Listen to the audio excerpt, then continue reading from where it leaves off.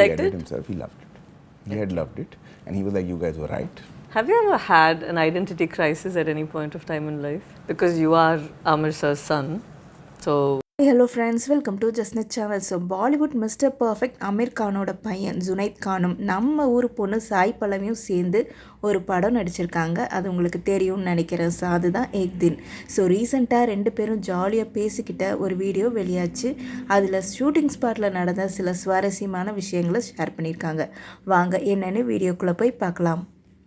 பொதுவாகவே சாய் பல்லவி கதைகளை ரொம்ப பார்த்து தேர்ந்தெடுப்பாங்க. ஸோ இந்த படத்தில் நடித்து முடித்ததுக்கப்புறமா ஐயோ இந்த கேரக்டருக்கு நான் செட் ஆக மாட்டேனே, வேறு யாராச்சும் போட்டிருக்கலாமே அப்படின்னு டேரக்டர் அமீர்கிட்ட கேட்டிருக்காங்க. ஜுனைத் கான் என்ன சொல்லியிருக்காங்கன்னா, பின்னணி இசை எதுவுமே இல்லாமல் வெறும் டைலாக்காக மட்டும் கேட்டு பார்த்தப்போ சாய் பல்லவியோட நடிப்பு ரொம்ப சூப்பராக இருந்துச்சு. குறிப்பாக அந்த ட்ரிங்க்ஸ் பண்ணிட்டு வர சீனை அவர் மென்ஷன் பண்ணி சொல்லியிருக்காரு, நல்லா நடிச்சிருக்காங்க அப்படின்னு. அது மட்டும் இல்லாமல் ஃபஸ்ட் டைம் ஹிந்தியில் பேசுகிறதால சாய் பல்லவி டப்பிங் பேசலான்னு நினச்சிருக்காங்க. ஆனால் செட்டுக்கு போனதுக்கு அப்புறம் தான் தெரிஞ்சிருக்கு இது ஒரு லைவ் சவுண்ட் படம்னு.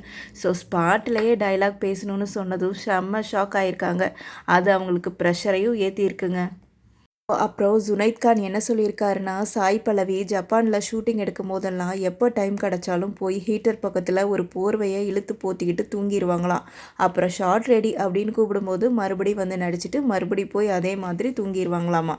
என்ன ஒரு டேலண்ட் பார்த்தீங்களா அப்படின்னு சொல்லி கலாய்ச்சிருப்பாருங்க.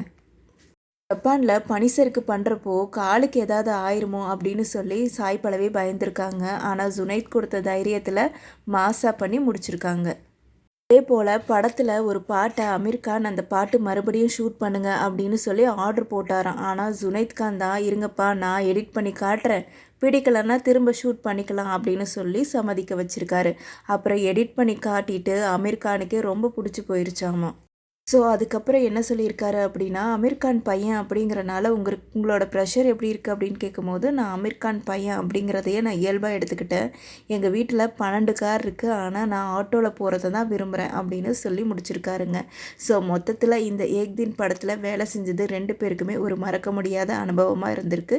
இந்த வீடியோ பற்றி என்ன நினைக்கிறீங்க அப்படிங்கிறத கீழே கமெண்டில் சொல்லுங்கள்.